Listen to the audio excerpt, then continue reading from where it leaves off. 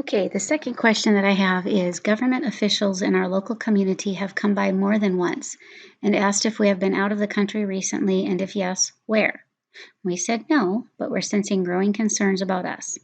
What contingency plan should we have if the government sends police or military to move us from our home to a quarantine center? Okay, that's the first part of this multi-question set. So first of all, what contingency plan should we have if they move us? Well, I would encourage you to first of all alert your organization or key leaders that are outside of the country and inside of the country that you can immediately text. You might even have a prearranged keyword that you'll remember that lets them know that this is happening so that you can send it fast when the police are at your door.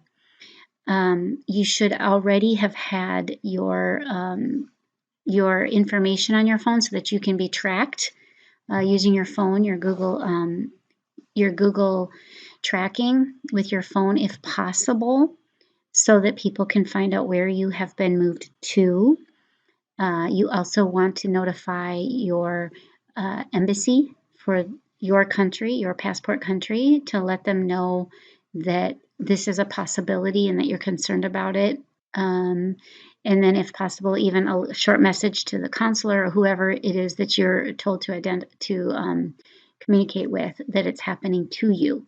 So you want to usually let your government know using your embassy key liaison person, let a regional know, somebody who's in or outside of the country, maybe both, in case if it's a leader in the country, they're also getting moved. You want to be prepared for a longer period of a quarantine. So you have to decide if you want to take your computer and if you need to take some things off your computer and delete them, shred them, or send some information out of the country and not have it on your computer. And I'm just saying computer in case you want to have some stuff to do. But I did this. I was afraid of a quarantine because I was traveling during this virus when the countries were locking down. And I made a list of all the things I could do with my computer and without my computer. And also, what are some health things that would help your health while you're in quarantine that you would want to take with you? And so make a list of the key things you need. It's almost like a kidnapping, but it's a quarantine. What would you need to make it through that? What would your children need to make it through that? And include that special toy that gives them comfort. All right. And so work through that list, whatever it is. And you might even create that list just like an evacuation list based on weight and what you're allowed to take. What are the absolute requirements? Don't forget your charger or a small Bible if you think you won't have electricity to charge your phone. The question is how should we interact with the officials? Well, remember, they are God's instruments. They have been set in place. So we are told to be respectful, all right? But we're also told to be wise as serpents. And so you want to remember, if you've had the training, whatever is in the box is what's safe to say, and what's in the box is what humanizes you. And when you think about what humanizes you, it makes you think of the government official right in front of you who's also made in God's image.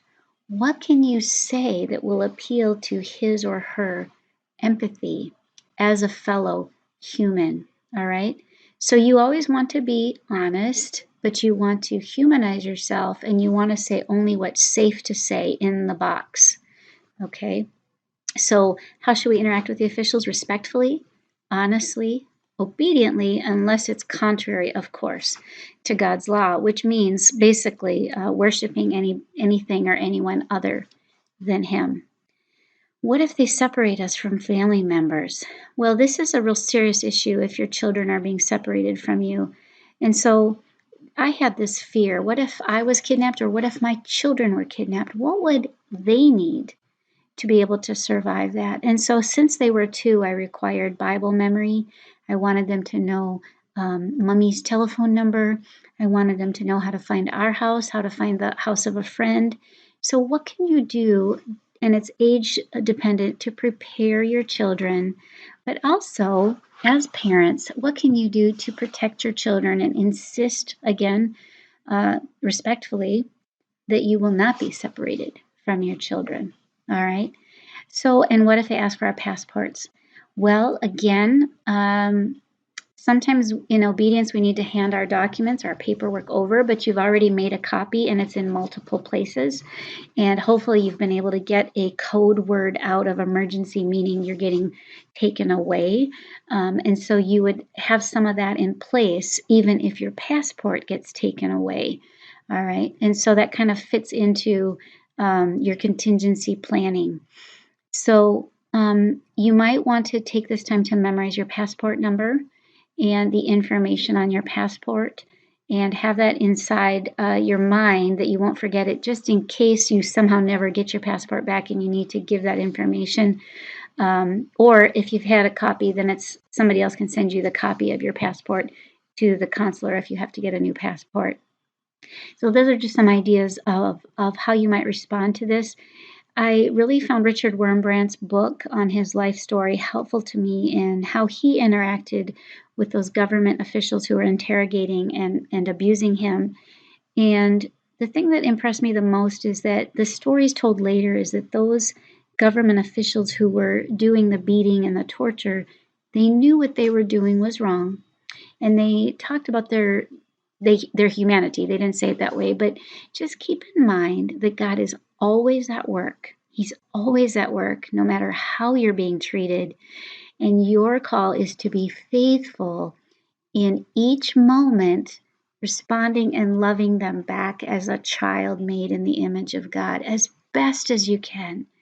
And when you fail, or you say something you know that you shouldn't, and the Spirit is convicting you, just repent and try again. And just say, that's the difference with Christians, is we're not going to be perfect, but we are forgiven.